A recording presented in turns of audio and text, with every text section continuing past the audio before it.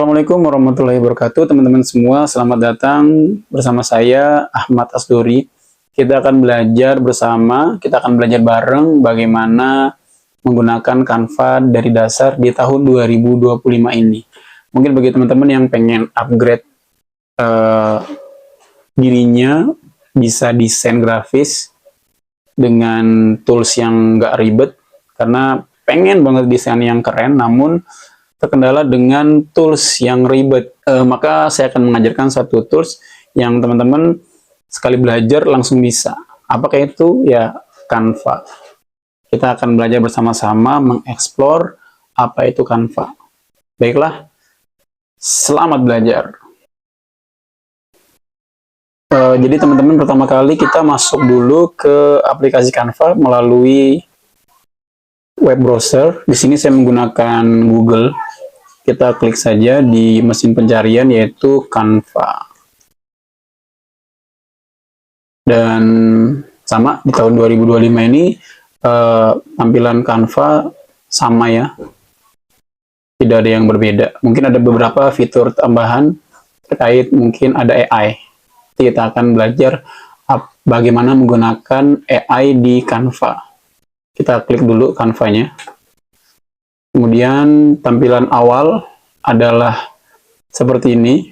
Bagi teman-teman yang belum pernah login, maka daftar dulu. Setelah daftar, menggunakan email yang telah dipunya, kemudian next saja. Kebetulan saya sudah punya email. Kalau seandainya kita belum punya email, ya login dulu, masuk. Kemudian menggunakan akun Google. Ini dia daftarnya. Maka teman-teman akan diarahkan oleh aplikasi Canva. Saya pilih akun saya, akun email saya yang pernah saya buat, kemudian lanjutkan. Dan kita akan masuk ke tampilan pertama, Canva. Dan inilah tampilan Canva. Nah ini di sini kita nyebutnya namanya home.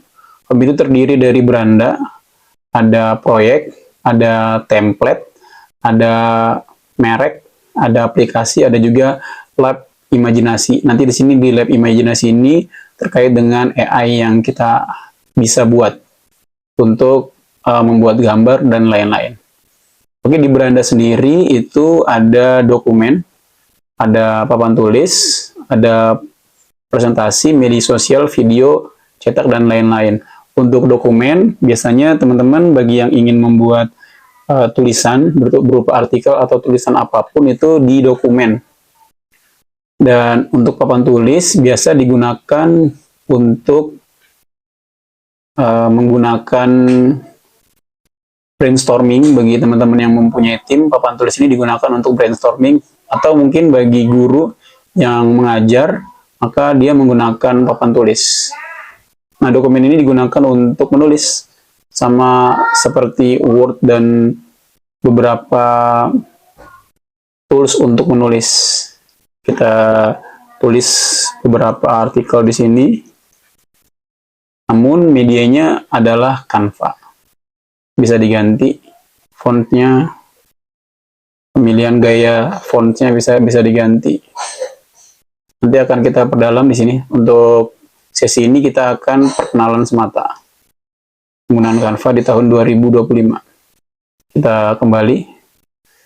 Nah, di sini kemudian ada papan tulis. Papan tulis digunakan untuk brainstorming bagi teman-teman yang mempunyai tim. Biasanya leader yang mempunyai tim di sini digunakan untuk brainstormingnya di sini.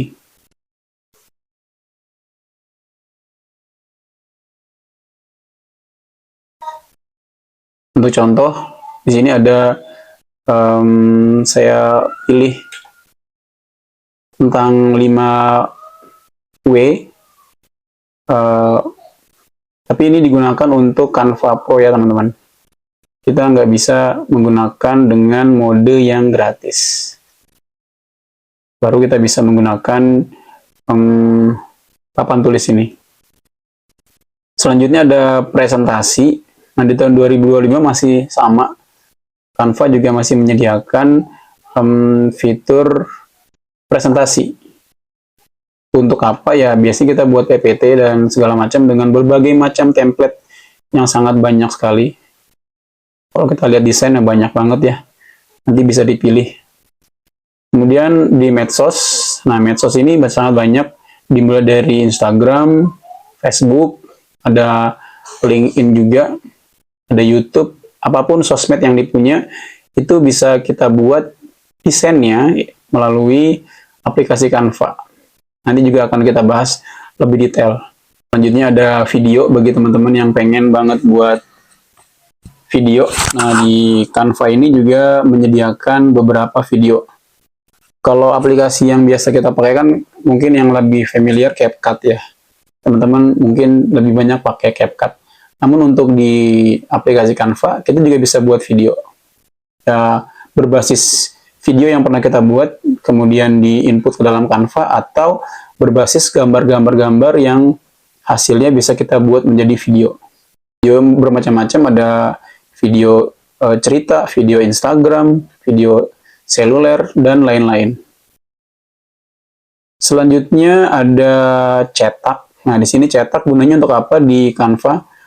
Ketika kita telah selesai mendesain atau mungkin membuat sebuah desain berupa cetakan, contohnya seperti undangan atau sertifikat, ucapan terima kasih, kupon diskon, kemudian kalender, dan berbagai hal yang dicetak.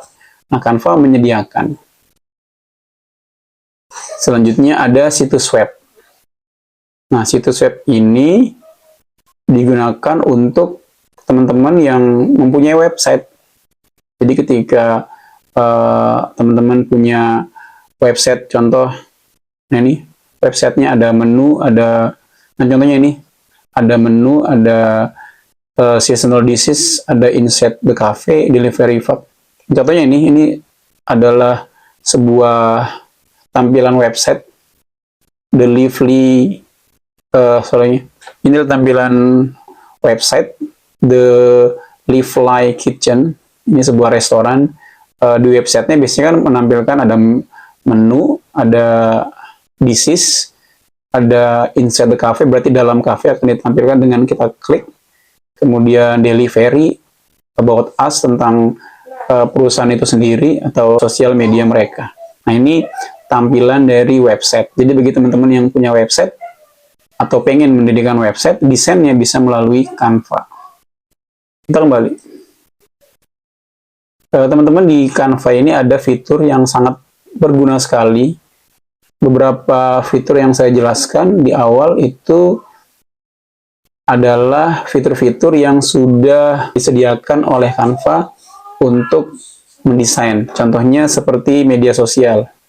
Nah, di media sosial itu mempunyai size dalam sebuah konten. Contohnya mungkin kita ingin masuk ke dalam cerita Instagram. Nah, contohnya kita pengen masuk ke dalam contoh cerita Instagram atau Instagram Story. Perlu dipahami sebagai informasi, Instagram Story itu punya ukuran. Apabila kita lihat di Canva, kita coba kembali. Nah, Instagram Story itu mempunyai ukuran 1080 kali 1920 pixel. Apa itu pixel? Nanti akan kita belajar di pelajaran selanjutnya. Intinya ukurannya 1080 kali 1920.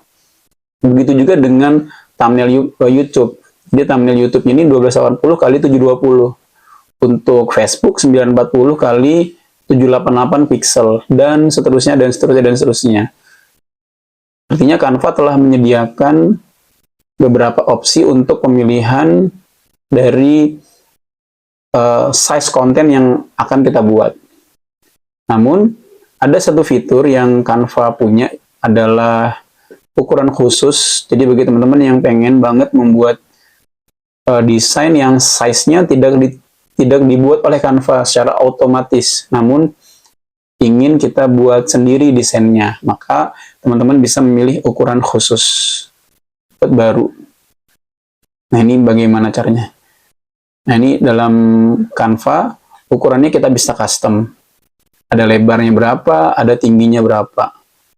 Untuk unitnya bisa kita pilih pixel, bisa inch, bisa milimeter, atau sentimeter.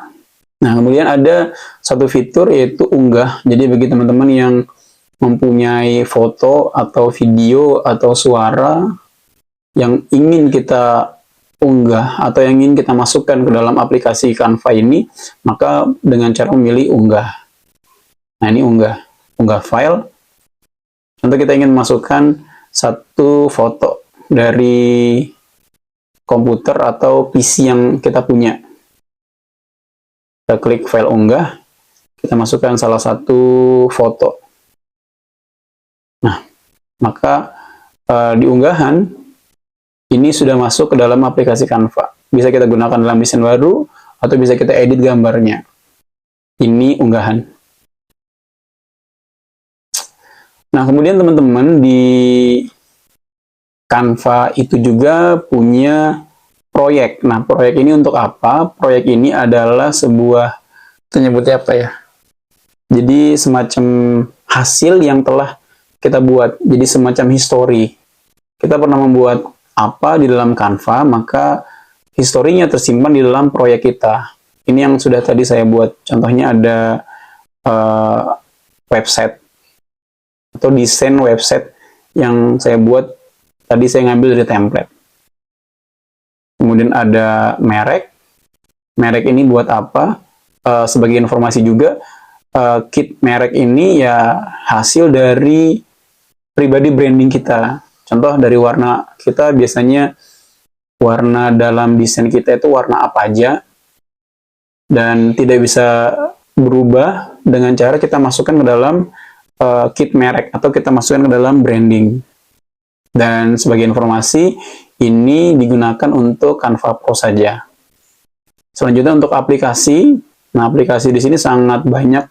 Jadi untuk unggahan-unggahan yang kita pernah buat, kita bisa masukkan ke dalam aplikasi.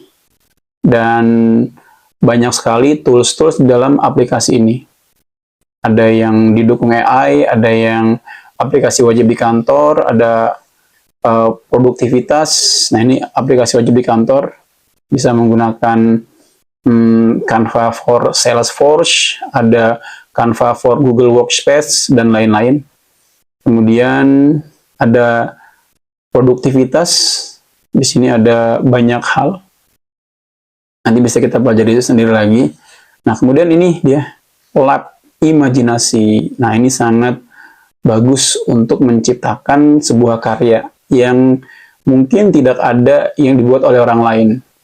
Nah, ini lab imajinasi ini kita menciptakannya melalui AI. Jadi Canva sendiri itu telah mempunyai teknologi artificial intelligence yang bisa membuat gambar. Dan sebagai informasi, untuk mode gratis yang tidak premium, kita hanya mempunyai 20 tingkatan. Jadi satu kali mengedit foto dengan menggunakan satu prompt, kemudian kita buat gambar melalui aplikasi Canva ini, maka akan berkurang. Berbeda dengan premium. Premium itu kisaran mungkin 400 sampai 500 tingkatan. Jadi sekali kita membuat sebuah gambar, maka koin atau tingkatannya itu akan berkurang. Jadi ibaratkan kayak kita belanja gitu. Belanja, kita punya uang dijatah 2000 dari Canva. Maka ketika kita beli permen, maka akan berkurang. Ketika kita beli apa, akan berkurang. Nah, itu DI. Akan kita bahas untuk penggunaannya seperti apa. Mungkin itu pengenalan aplikasi Canva di tahun 2025 ini. Sebenarnya hampir tidak ada berbeda dengan